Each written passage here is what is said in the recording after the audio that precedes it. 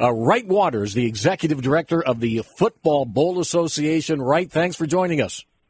I'm delighted to be here. Thanks. All right. How are y'all? We're fine. Now, for our listeners, Wright Waters was the commissioner of the Sun Belt Conference for 14 years. He has 40 years of experience in college athletics. He represents all of the bowl games throughout the country for the Football Bowl Association, our association of bowl games. And Wright, you've got a big job ahead of you. There's a lot of bowl games with a lot of issues, a lot of problems in college football, a lot of great things in college football, but your plate is full, is it not? Well, the plate's full, Bruce, but the good news is that the bowls are an institution that are well worth committing time to and trying to advance them. They're such a part of postseason is just this part of Americana. It's part of the American fabric in the month of December. Think of all the people that have spent the month of December with family watching bowl games on TV or going to the games, and it's a reward for the kids playing, and it's this great win-win environment. So it's a task worth taking on and worth committing some time to. Right. Most people know the bowl games, but not very many people know what the Football Bowl Association is or does. Can you just briefly describe what the Football Bowl Association is all about?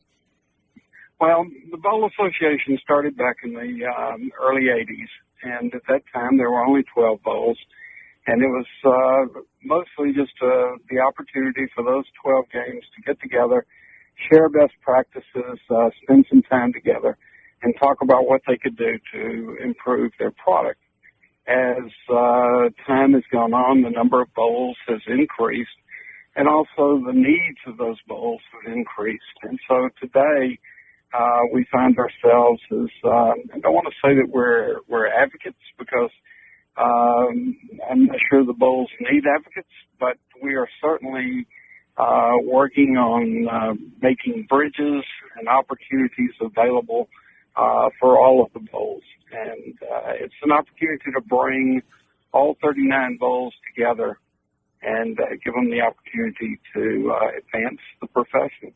Right, we hear all the time in our business, there are too many bowl games. And what I say to people is, well, if there are too many bowl games, there's not too many for the San Diego community, because what our two bowl games do for our community. What is your answer to a media member who would call you up and say, right, there's too many bowl games, what are you going to do about it?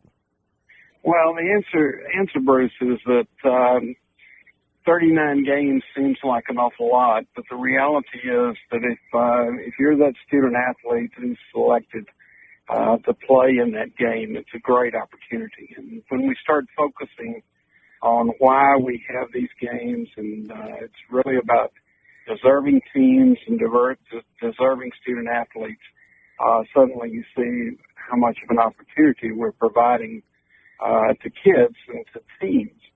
The great thing about the bowl system is that half of the teams end the season with a win. And although that may not seem important to some people, if you're an athletic director fixing to sell season tickets, or if you're a coach fixing to go recruiting, it's huge.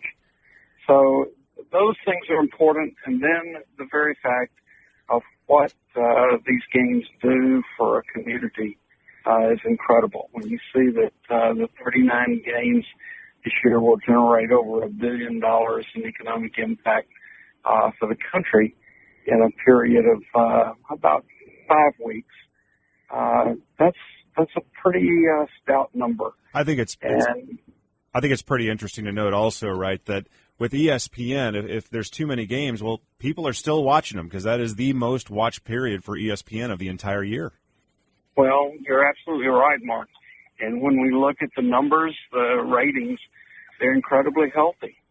And so people want to see these bowl games. And, you know, it's just as long as we stay focused as an industry and remember that it's we can never allow it to become just another game, but it's a total experience and something really special. I think we have a great future with postseason football. You're listening to Bowl Game Radio. I'm Bruce Binkowski along with Mark Neville, and we're speaking with Wright Waters, the executive director of the Football Bowl Association. And, Wright, you made an interesting comment about the economic impact in the communities and what the games mean to the student-athlete. Our two combined games, the Holiday and Poinsettia, since 1978 has generated over $700 million in economic impact in our community. And you mentioned $1 billion a year. That's a huge number, and I think a lot of people get caught up in all the other issues, but if you look at it, what it means to the community, what it means to the student-athletes, that's what it's all about. Well, I think you're absolutely right, Bruce. I think that's why we now have 39 games. And I think that as a former commissioner who once upon a time had to go and tell a team that was 8-4, there's not a bowl available for you, and I'm sorry, although you played hard, you're not going to get to go. It's the hardest thing to do. And so now you see more opportunities for more deserving teams. And you know what? And it's healthy for the game. For some of those young players who didn't get to play during the season, that extra 3 weeks of preparation in December is huge as they get ready for spring practice in the next season. So it is a very exciting time for college football this year, especially with the college football playoff, which will be kicking in, and we've got the semifinal games in Pasadena and in New Orleans. Does this new playoff, does it complement the bowl games, or does it hurt the bowl games? Mark, the answer is probably still to be determined, but I think there's been a great spirit of cooperation. And ultimately, the people who are the management council for the college playoffs are also the beneficiaries of the success of all the other bowls. So they have a vested interest in all bowls being successful. So I think that we'll have the opportunity shortly after the bowl season this year to sit down and we'll evaluate and we'll see what we can do to make it better for everybody. But, we've certainly seen this year already the interest in the regular season. And ultimately, the regular season will translate into better bowl games at all levels. I do think this 4-team format is going to prove to be a successful one, because the best thing about college football is its regular season. And it is protected with 4 teams in this playoff because every game means something. Well, I think that's absolutely right, and I think that's why the decision was made that if we're going to have a playoff, let's do it in such a way that we keep focused on the regular season. You know, for 76 teams will go to bowl games this year. But the rest of them are still trying to pay bills and provide opportunities for young people. And so for them, the regular season is still critically important.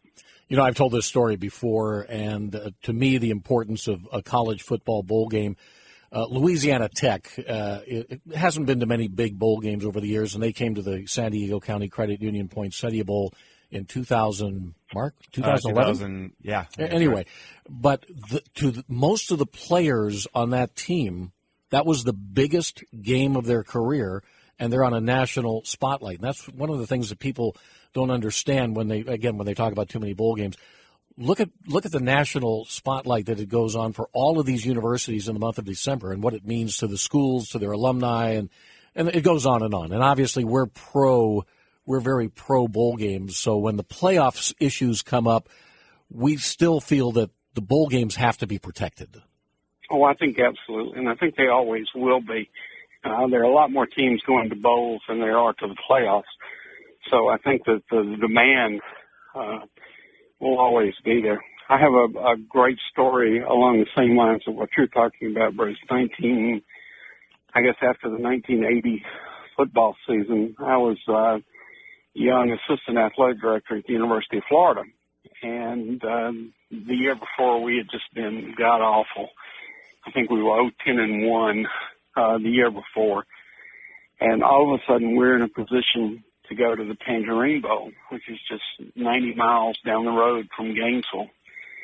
And I can remember as a staff, we sat around and said, this may be just a really bad experience. All of these kids are from Florida, and they've all been to Disney, and they've all been to Circus World.